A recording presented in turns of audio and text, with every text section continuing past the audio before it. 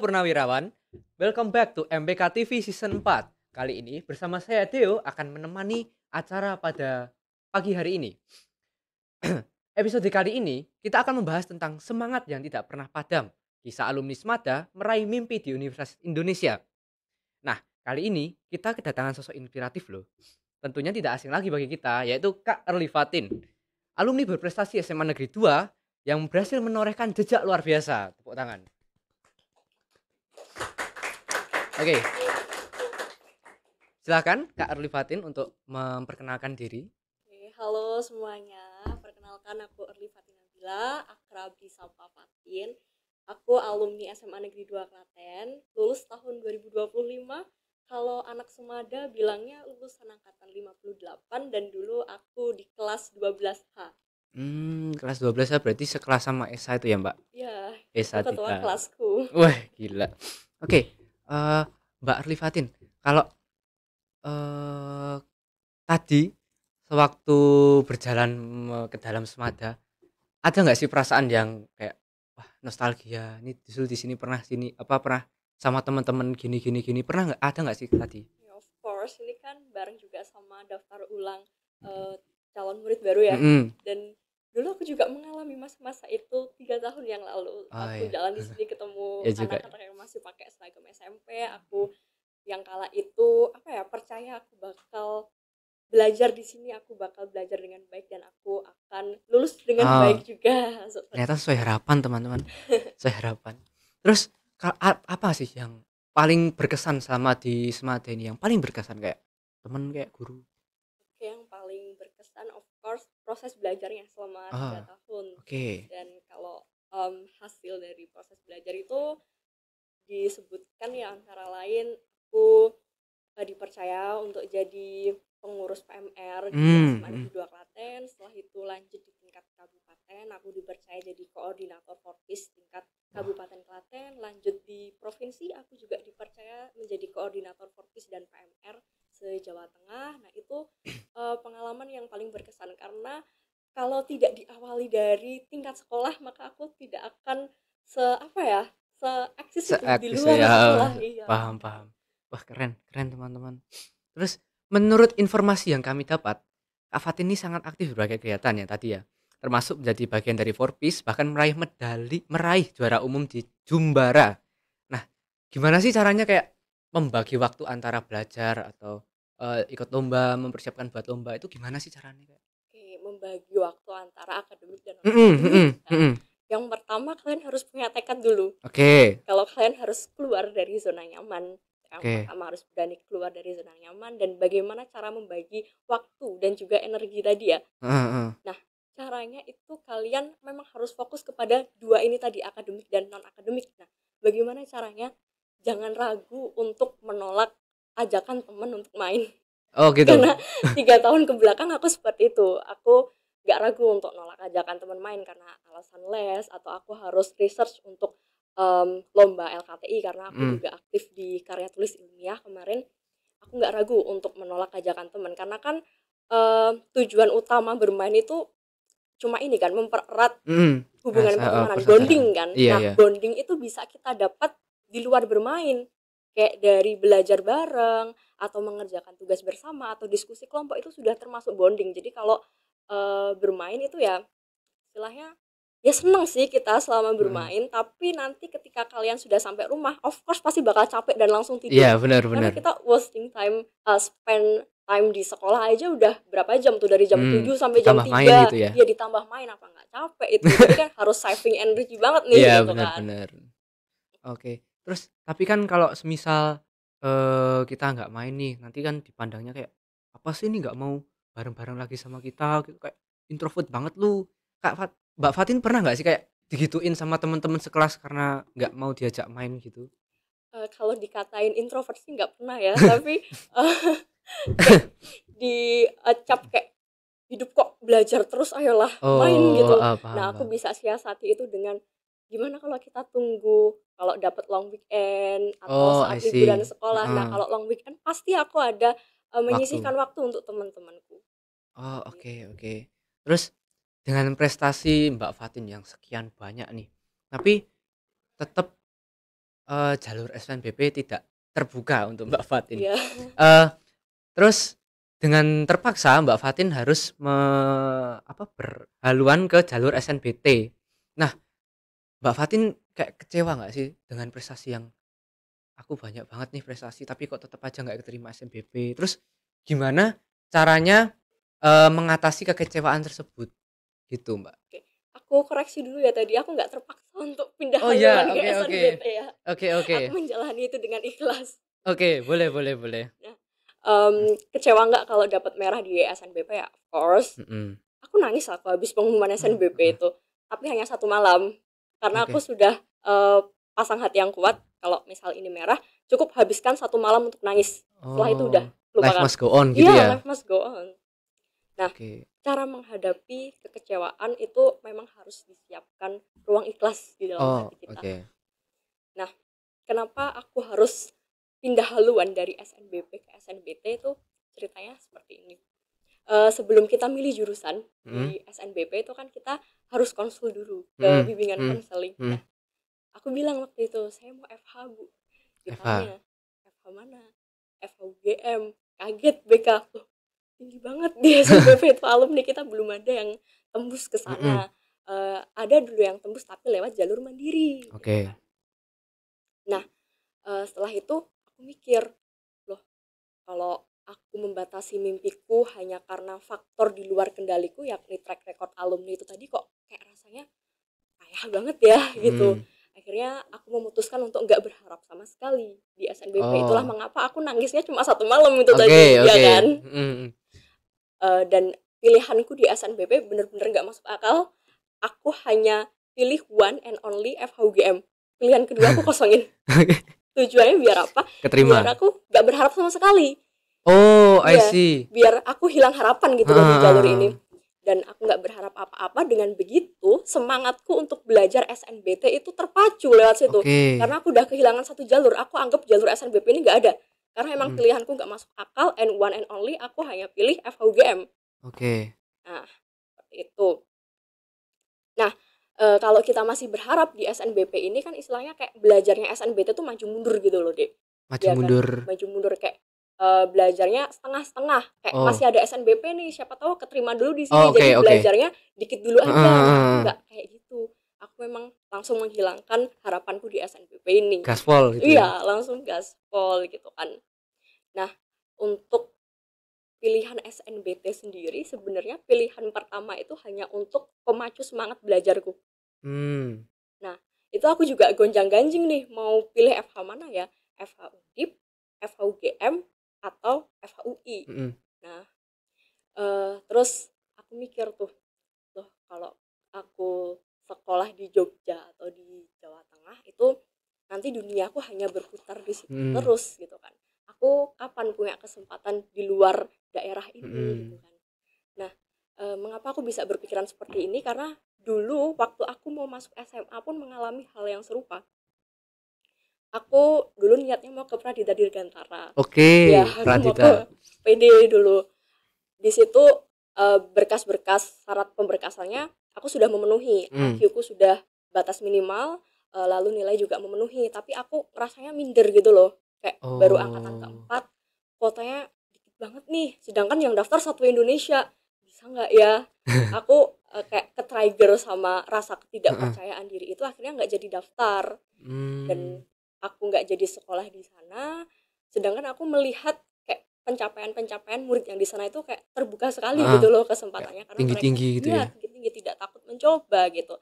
Dan di sini aku belajar bahwa kegagalan yang kita dapatkan karena kita tidak berani mencoba itu rasa sesalnya lebih dalam daripada kita udah coba tapi kita gagal gitu. Itu at least kita sudah memperjuangkan apa yang kita mau daripada kita kayak nyerah dulu sebelum perang gitu. Ya kan?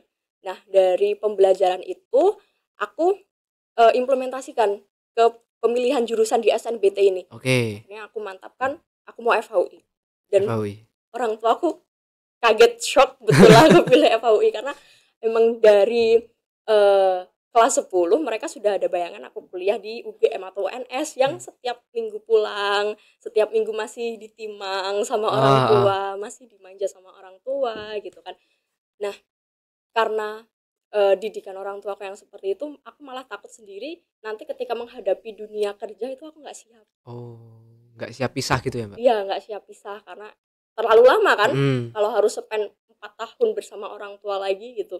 Berarti Heeh. nanti betul-betul mandirinya di usia berapa tuh? Aku sekarang 18, berarti 4 tahun ke depan 22 tahun 22. baru mandiri, baru lepas dari orang tua. Oh, gitu. Akhirnya aku ngomong baik-baik, ya Bu, minta doanya, kakak Heeh. ini niatnya baik, mau kuliah di UI agar UI nanti kesempatannya itu lebih besar lebih besar. daripada kuliah di deket-deket sini. Heeh. Biar dunia kakak itu tidak hanya terpacu di Jogja, Klaten, Mm-mm. Solo.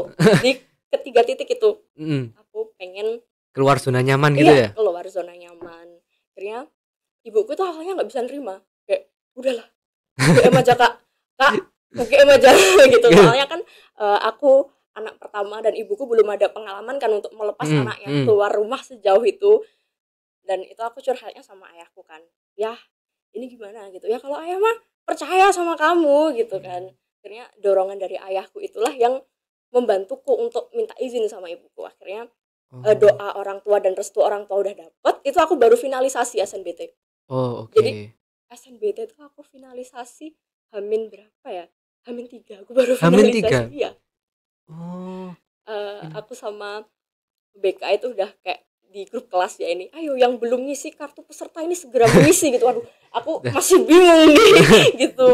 Oh, Ya itulah cerita mengapa pindah haluan dari SNBP ke SNBT ya, karena kalau di SNBP kayak aku ngerasa mimpiku dibatasi di sini, tapi mm. kalau di SNBT aku bisa memilih apa yang aku inginkan dan aku bisa mengontrol apa yang menjadi faktor di dalam diriku, yakni Oke. berusaha belajar itu tadi gitu. Oh, gitu. Berarti sempat ada penolakan dari mamah juga ya, maksudnya Iya, untuk masuk ke UI gitu. gak hanya mama, keluarga besar, Keluarga nenekku, besar. kakekku, tanteku kayak, hah, Jakarta jauhnya, nanti kalau kangen gimana, pulangnya berapa bulan sekali itu, kamu belum pernah naik kereta sejauh itu, bisa nggak naik kereta gitu. Hah, kok rasanya aku kayak direndahin banget ya, jadi aku mau buktiin nih kalau aku bisa Wah, gitu. keren keren. Berarti ini ya, apa tidak terpancing dengan omongan keluarga ya. Jadi terabas gitu aja. Ya kalau langsung terabas sih nggak, harus ada negosiasi dulu karena doa Oke. dan restu itu penting. Iya, benar. Iya. Benar sih, benar sih. Oke. Terus ini eh kan Mbak Fatin kan SNBT, Iya sorry. SNBT. Nah, gimana sih cara metode pembelajarannya Mbak Fatin gitu, kayak pembagian waktunya, jam ini belajar, jam ini istirahat, itu gimana sih, Mbak? Oh, jadi aku punya habit khusus. Aku journaling. Aku Oke, bawa jurnalku. oke. Jadi habit yang pertama itu ada di jam tidur. Mm, Di jam tidurku itu aku atur jam 9 sampai jam 3 subuh. oke. Kalau emang aku sibuk, ada tugas dari guru atau yang lain atau dari organisasi, aku paling maksimal pokoknya jam 10 udah harus tidur. Jadi ada toleransi 1 jam. Oke. Terus jam 3 pokoknya harus sudah bangun. Karena itu golden hourku untuk belajar di situ. Dan Hmm. aku nggak pernah tidur sebelum aku tahu apa yang harus kuperbuat di hari esoknya. Jadi aku Oh, buat I to do see. list dulu di Heeh. jurnal ini, apa yang harus aku lakukan Besok besok. ngapain Gitu. aja Iya, gitu. benar. Dan di depan jurnal ini aku juga menulis materi-materi SNBT yang sering keluar Oh, itu oke. apa aja. Jadi kayak to do list setiap harinya itu kayak one by one, materi mana yang harus aku pelajari gitu. Nah, itu Oh. metode belajarku yang pertama. Yang pertama habit. Terus yang kedua itu adalah konsistensi. Kalau sudah membangun habit yang seperti ini, itu kamu juga harus Oke, konsisten gitu. konsisten ya. Dan bagi waktunya gimana, itu paling hektik di semester 5. Semester 5 kita harus pertahankan nilai rapot, kita harus masih serius belajar di situ, tapi kita juga harus belajar SNBT. Hmm. Nah, aku I di see. sekolah itu bawa buku binder khusus untuk aku catat materi. Aku belajar materi dari YouTube, itu banyak banget, bisa kalian cari di sana materi-materi SNBT. Aku juga bawa buku latihan soal. Heeh. Jadi kalau ada jam kos, terus ada event gitu, aku duduk di kelas, aku belajar, aku Wah. mengerjakan latihan soal, karena emang tekadku dari awal, habitku udah segila ini, masa aku Heeh. nggak konsisten sama apa yang harus Oh. aku bangun gitu loh. Tuh. Hmm. Terus waktu belajar itu ya golden hour itu tadi di jam Jam 3 3. subuh sampai jam 5. Sampai jam 5. Ya, itu aku warming up dulu, entah itu aku baca artikel bahasa Inggris atau aku sekadar mengerjakan latihan soal di penalaran matematika atau penalaran kuantitatif yang numerik atau yang lain. Nah, itu yang pertama jam belajarku. Terus jam belajar yang kedua itu setelah pulang sekolah. Pulang sekolah kan jam 3.15 ya. Sekarang masih jam 3.15. Masih. Oh iya. Karena rumahku lumayan jauh dari sini, aku sampai rumah itu kurang lebih jam 4 kurang 10 menit itu baru sampai rumah. Lalu aku istirahat, pokoknya batasnya ini sampai jam 5. Jam 5 sore. Setelah jam 5 sore aku harus menyelesaikan apa yang menjadi to-do listku semalam. Jadi kalau to-do list ini belum selesai, aku belum tidur. Dan kenapa kok jam tidurku itu bisa beraturan sedangkan aku punya tekad to-do listku ini harus selesai dulu. Ya itu tadi, aku bawa binder ke sekolah, aku curi-curi waktu kalau ada jam kos, ada event atau guru yang gak masuk itu aku mengerjakan latihan soal, baca-baca materi UTBK kayak gitu. Berarti kalau semisal yang to-do list itu belum selesai tapi udah sampai batas minimalnya jam 10, itu gimana Mbak? Kayak dilanjutin besok ataukah udah selesai di situ aja? Aku memegang prinsip kalau hari ini kamu jalan, besok kamu harus lari. I Jadi see. kalau kamu gak selesai to-do listmu di hari ini, besok berarti kamu harus lari. Buat ngejar yang kemarin? Iya, buat ngejar yang kemarin. Nah, karena aku ada prinsip seperti itu, maka dalam satu hari itu bisa nggak bisa harus selesai. Karena aku nggak mau to-do list yang besok itu terbebani to-do list yang hari sebelumnya gitu. Nambah beban. Iya, betul. Terus gimana sih Mbak pendapatnya Mbak Fatin kalau ada siswa nih belajar kayak ujian nih ya, belajar sebelum ujian persis? SKS ya, itu mati konyol sih. Gimana pendapatnya gimana? Kayak dari aku yang belajarnya harus step by step, karena emang aku anaknya itu cenderung apa ya, nggak bisa terlalu cepat kalau memahami materi, jadi harus step by step. Itu saranku kalau yang buat SKS, tinggalkan kebiasaan itu jauh-jauh. Karena yang pertama, otak kalian itu akan lelah ketika kalian belajar, dan saat kalian ujian itu otak kalian itu udah kayak low banget energinya. Ngeblank gitu ya? Ngeblank. Gitu teman-teman. Nah, setelah itu pada saat ini melaksanakan habitnya Mbak Fatin tadi, itu pernah nggak sih kayak Mbak Fatin kayak ngerasa capek, istirahat bentar lagi, gini nanti aja, gimana gitu, pernah nggak? Of course. Pernah ya? Pernah suatu saat itu, suatu hari ya, karena lagi capek banget, di Semada ada event, aku udah buat to-do list nih, panjang banget apa materi yang harus aku pelajari, apa yang harus aku kerjakan, tapi nggak kepegang karena aku capek event. Itu kalau nggak salah P5. Ya, aku harus nyiapin pameran dan lain-lain. Itu aku sampai rumah kayak, aduh capek banget nih, aku harus tidur, tapi ini to-do list kok nggak selesai gitu ya. Akhirnya aku memutuskan untuk take a rest for a while, tapi aku bertekad take a rest ini hanya 1 hari. Nah, aku 1 hari itu aku fokus di mempersiapkan pameran itu tadi, to-do listku nggak aku pegang, tapi hari selanjutnya itu aku mengesampingkan hal yang lain untuk menyelesaikan to-do listku di hari yang kemarin. I see. Berarti kayak yang ngejar tadi itu ya? Ngejar yang tadi. Oke. Terus apa sih Mbak kayak motivasinya, kayak apa ya, kalau apakah motivasinya keterima di UI atau ada motivasi selain itu gitu, ada nggak Mbak? Kayak iya, of course ada dong. Ada ya? Jujur ya, aku orangnya tuh agak pendendam gini nih, UGM nolak aku atas dasar apa nolak aku. Oke. Aku mau buktiin kalau kapabilitasku itu lebih dari itu. Pembuktian. Iya, pembuktian, makanya aku nggak pilih UGM di SNBT, aku langsung pilihnya FHUI. Keren. Terus ada nggak sih Mbak tips buat teman-teman semua ini yang masih kayak meremehkan, bisa nanti belajarnya, ini mah masih lama, masih setahun lagi gitu? Ada nggak sih Mbak tips-tips buat mereka ini? Tipsnya, aku nih punya tips ajaib. Aku menempel pengumuman ditolak milik kakak kelas di meja belajarku. Aduh. Jadi setiap aku males, aku akan ke-trigger sama itu. Aku kalau males besok kayak gitu loh. Bener. Gitu. Ketolak SNBP yang merah itu aku tempel, aku print pakai kertas A3. Wah, besar Kak, Iya, 3. aku 3 tempel besar. di kalau meja belajarku ini meja belajar, langsung di sini ada dinding. Mm-mm. Nah, aku tempel di situ penolakan di SNBP milik kakak kelas dan juga SNBT. Oke. Dua-duanya aku print besar. Oh, biar Biar biar iya, kalau takut meja gitu. belajarku kan di kamar nih, jadi di Mm-mm. sini kasur, sini meja belajar. Kalau aku capek, aku kan mesti rebahan nih di Mm-mm. kasur sambil scrolling, terus lihat meja belajar. Aduh. Kalau ini dilanjutin besok kayak gitu gimana ya? Akhirnya belajar. Oke. Gitu. Terus pernah nggak sih sampai ke bawah mimpi gitu? Of course, Pernah ya? nggak pernah. Hampir setiap hari atau gimana? Aku mimpinya itu malah setelah aku TBK. Oh gitu. Jadi aku malah flashback apa yang aku lakukan di masa lalu gitu loh, Oh, di dalam ya, mimpiku itu. tapi itu maksudnya mengarah ke positif. Wah, dengan aku melakukan ini bisa nih, atau mengarah ke negatif yang wah yang kemarin cukup nggak ya? Gitu gimana? Apa mengarah kemana ini, Mbak? Mimpinya itu?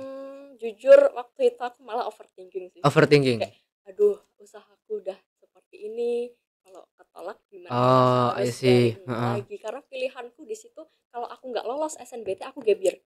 Aku nggak Hmm. akan coba mandiri karena mandiri kalau di UI mahal sekali. Mahal bener. Ada IP-nya. Maka pilihanku hanya 2, SNBT atau gap year.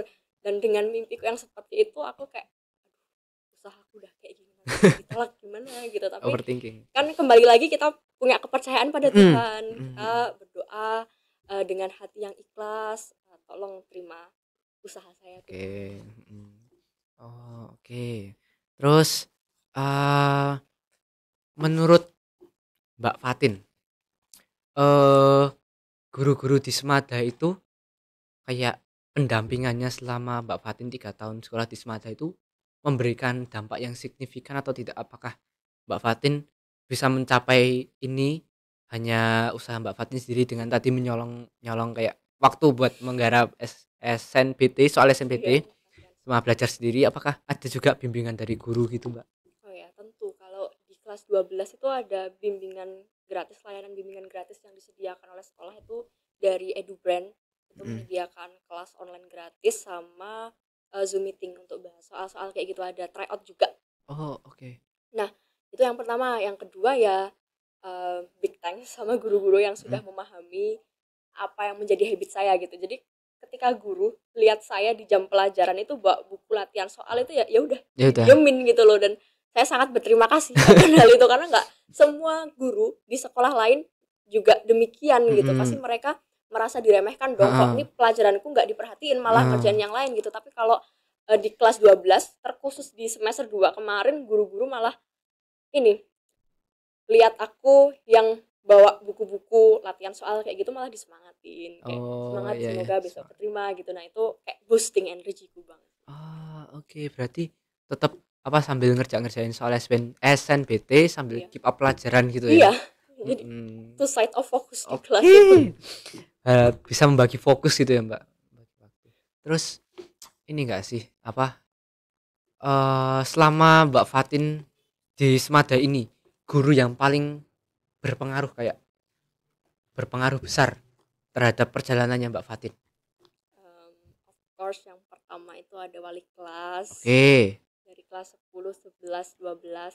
10 dulu saya sama Bu Erlita, tapi sekarang sudah pindah. Kelas 11 saya sama Fro Anjar, kelas 12 saya sama Bu Musri. Itu Bu setiap terima rapot itu kan pasti ketemu sama orang tua, ngobrol dulu sama orang tua, itu kayak dikasih afirmasi positif kayak 6 bulan ke belakang selama 1 semester itu belajarnya sudah baik atau belum, itu kayak di boosting terus energinya. Itu yang pertama wali kelas. Terus yang kedua kalau guru mapel itu ada Bu Rini sosiologi. Oh iya I sama see. Bu Uma.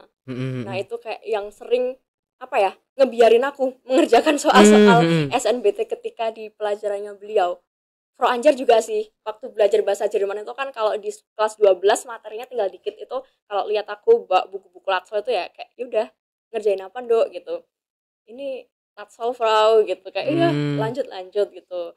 Nah yang kedua itu dari guru mapel. Terus yang ketiga of course TU sih. TU. Ya, karena kalau ngurus persyaratan lomba keluar, terus ngurus surat rekomendasi, surat dispensasi itu aku sangat dibantu sama TU, Bu Anis, Bu Dewi sama Bu Maya. Terima kasih banyak. Terus last but not least pasti kepala sekolah Pak Oke, Arsda. Pak Harja. Iya. Otomotif Pak Harja. Dulu sebelum berangkat lomba ke Lampung untuk Jumbara Nasional itu kayak Pak Harja apa ya istilahnya menyempatkan untuk ngobrol sama aku sebelum aku pergi ke Lampung, dan itu dikasih wajang-wajangan yang cukup boosting energiku, cukup boosting motivasiku untuk mendapatkan apa yang bisa Iya. gitu. Terus pertemanan itu ngaruh nggak sih Mbak kalau buat belajar gitu? Of course. Ngaruh. Karena kan tadi dibilang di depan kalau mainnya itu yang hanya menghabiskan energi dan pulang kamu tidur itu kayak membuang-buang waktu kamu. Ya. Nah, dan bersyukurnya teman-temanku di Semada ini terkhusus di kelas 12H ya, itu temen kalau istilahnya circle gitu ya, istilahnya circle. Nah, circleku itu sangat menghargai aku ketika aku menolak ajakan bermain mereka. Kayak kan sering banget tuh yang namanya cewek-cewek pulang sekolah nyeblak yuk ngebakso cari mie ayam gitu kan, terus aku bilangnya sorry ada les gitu, dan mereka nggak pernah judging akan hal itu, nggak pernah ngejudge yang negatif gitu. Oke. Berarti ini ya mensupport gitu ya. Iya, karena kan ada istilah kalau kamu berteman sama orang yang jualan parfum kamu bakal wangi.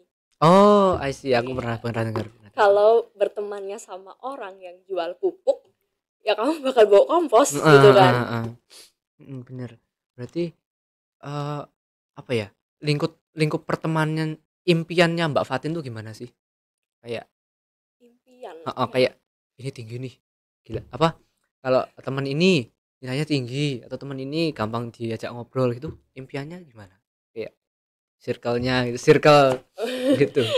Kalau lingkup pertemanan sih yang penting saling support dan tidak ngejudge yang negatif itu tadi. Karena kalau kembali lagi ke tekad belajar itu sebenarnya depends on personal juga. Kalau kalian punya teman yang rajin event ranking 1 paralel atau juara lomba apapun itu, tapi kalau kalian males itu sama aja. Kembali lagi ke diri masing-masing. Oke, I see. Berarti ya balik lagi ke diri ya. Terus ini enggak sih Mbak? Apa? Pernah enggak dari kelas 10, 11, 12 itu malah kayak Mbak Fatin berteman nih sama orang atau sama beberapa orang gitu, tapi malah kayak meremehkan gitu Mbak? Mereka yang meremehkan itu kalau di Semada sih enggak. Kalau di luar Semada ya adalah beberapa. Enggak perlu disebutkan di sini. Enggak perlu. Di Semada alhamdulillahnya itu teman-temannya baik semua, enggak pernah ngejudge yang negatif. Support semua gitu ya Mbak. Karena mereka juga mengejar tujuan yang sama. Iya, bener banget.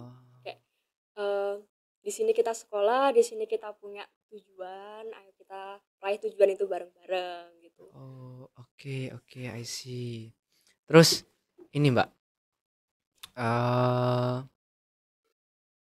setelah lolos ke Fakultas Hukum Universitas Indonesia, Mbak Fatin kayak terharu nggak kayak perjuanganku selama ini membuahkan hasil? Ya of course dong. Iya ya, kayak wow ternyata samanya nggak sia-sia sampai nyolong jam pelajaran buat belajar SNBT.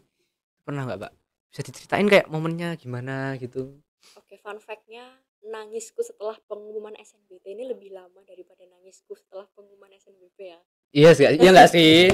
Karena ditolak itu udah kita must go on ya guys. Jadi jangan menjadikan itu batu sandungan. Iya. Gitu. Tapi jadikan batu loncat. Oke, itu dia itu. Jadikan batu loncatan. Terus gimana sih kayak nangisnya itu karena terharu ya pasti ya? Iya, terharu dong. Terharu. Wah, ternyata aku bisa lolos. Gila, keren banget. Terus respon teman-temannya Mbak Fatin gimana sih pas tahu lolos UI Fakultas Hukum gitu? Pada teriak-teriak. Kan itu aku buka di rumah sama ibuku. Terus aku papin di grup chat kita kan. Semua pada VN teriak-teriak. Fatin serius gitu kan. Nah, dari situ aku kayak malah tambah nangis. Ya Allah, ternyata ternyata usahaku selama ini tidak hanya Heeh. kau saja yang menghargai, tapi Oh ya, teman-temanku juga saling gitu. support itu ya. Oh, oke.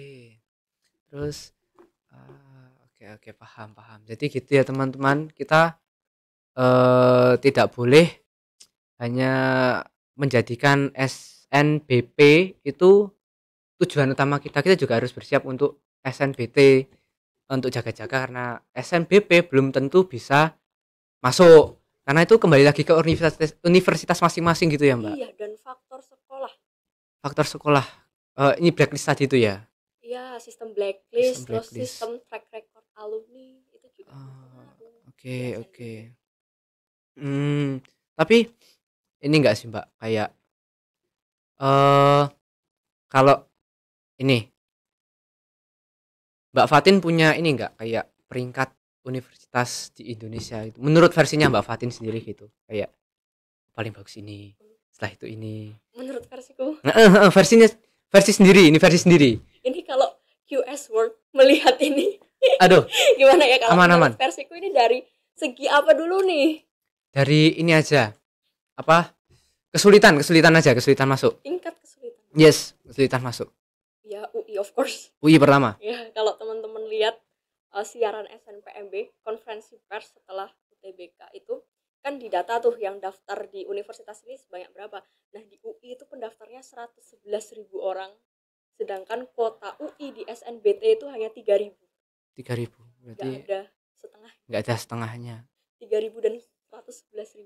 Sekitar 11%, 3%, 4%. Gila, berarti ketat ya. Iya. Setelah itu UI ada UGM.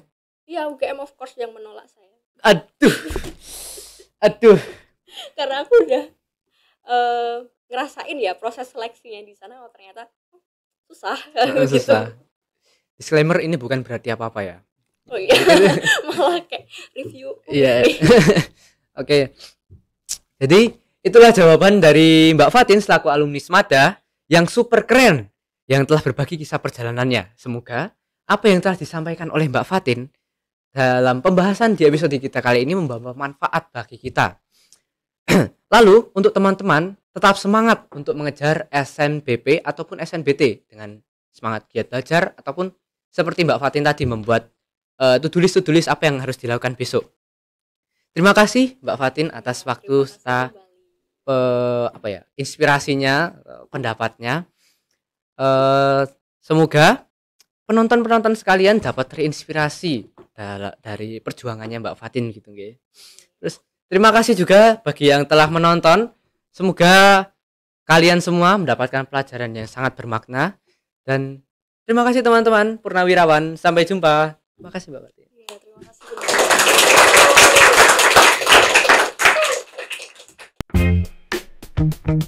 kasih.